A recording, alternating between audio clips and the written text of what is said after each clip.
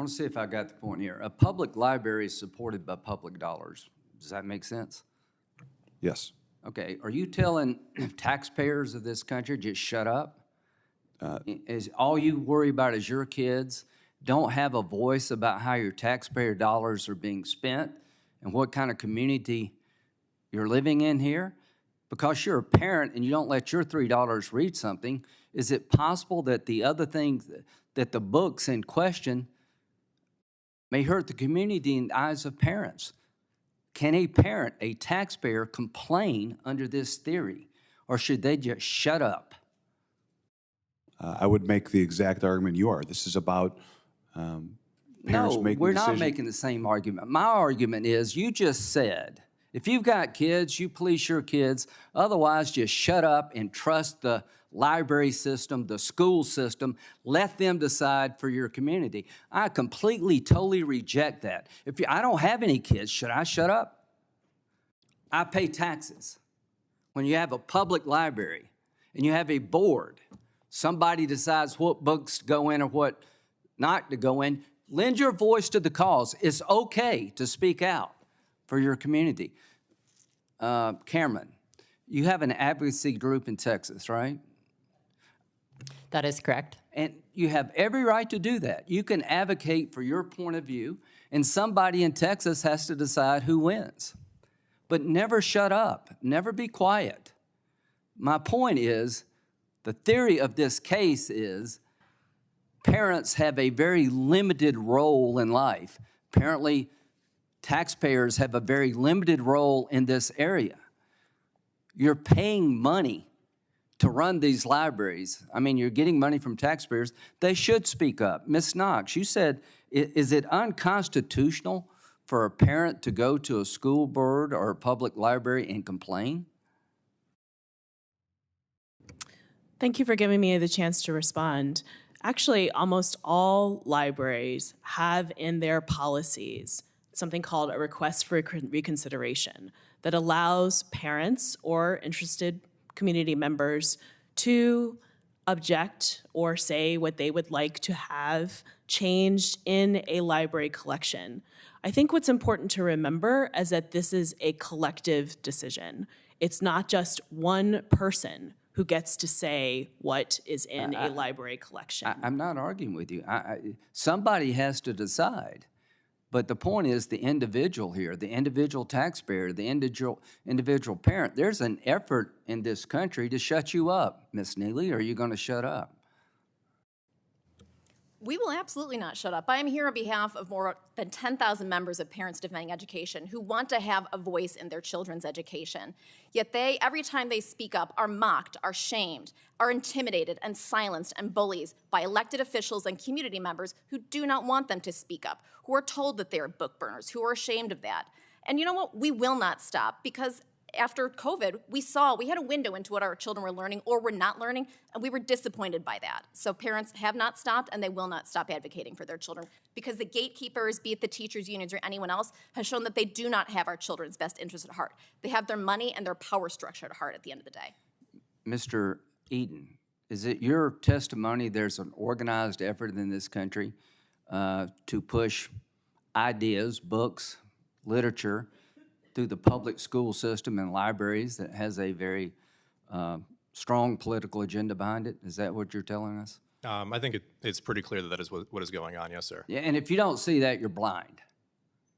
You know, in Florida, Ron DeSantis did something you may not like, Mr. Chairman. In Illinois, you do it a different way. But Governor DeSantis decided he would step in and stop what he thought was abusive from his point of view. My point about this hearing is there's no roll up here for any of us. Illinois, you do it the way you want. Florida, you do it the way you want. Each school library, you'll decide.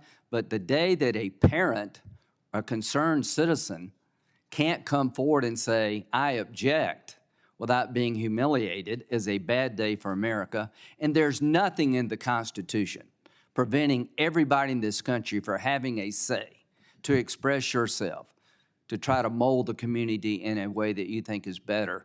And some of the things being pushed through this agenda are just, quite frankly, offensive. I think you made the point earlier, and I want to repeat it. We all, I hope, agree, regardless of our political philosophy, that there are lines that cannot be crossed. Violence is one of those lines. Humiliation is one of those lines as far as I'm concerned. I think what we're talking about is policy here in this country when it comes to the basic rights guaranteed by the Constitution. Senator Whitehouse. Thanks very much.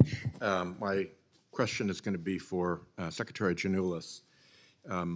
There is one view of the facts here, which is that the conflicts that we have seen in school libraries and in school board meetings involving the school librarian and the local people who serve on the school board grow out of natural concerns by school parents.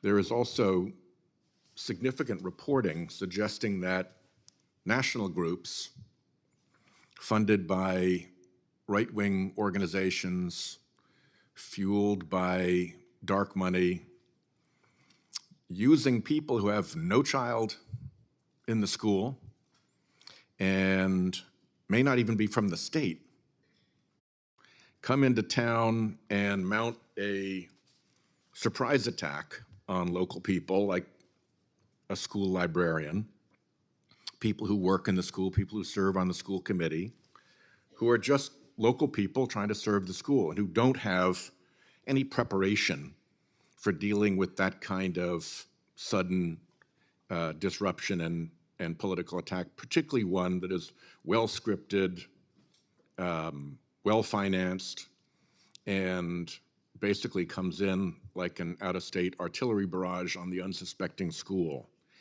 In your investigation into all of this, which of those two factual descriptions is closer to the truth?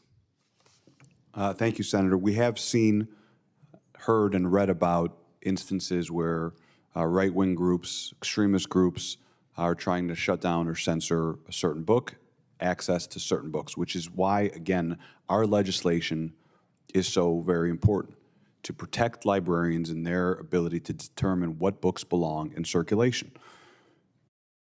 I'm saddened that Senator Graham left. He didn't give me a chance to respond.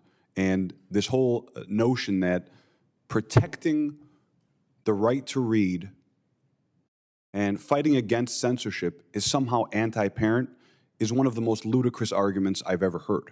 What we're saying is, don't let one parent who disagrees with a certain worldview determine what book, whether or not a book should be in the library. That goes against the very point of our democracy, what it means to educate our youth, which is to allow them to think for themselves. And quite frankly, it's an anti-Republican argument. Republicans are the ones that allegedly are the ones who fight against censorship and the ones who fight for our Constitution and the freedom of speech. Yet here they are picking a page out of a random book that they don't agree with and making it sound like parents have no say. That's the exact opposite argument that we're trying to make. And that would be particularly true if the people involved weren't parents, weren't from the community, weren't even from the state, but were being shipped in just in order to stir up trouble, make news, and create division and controversy.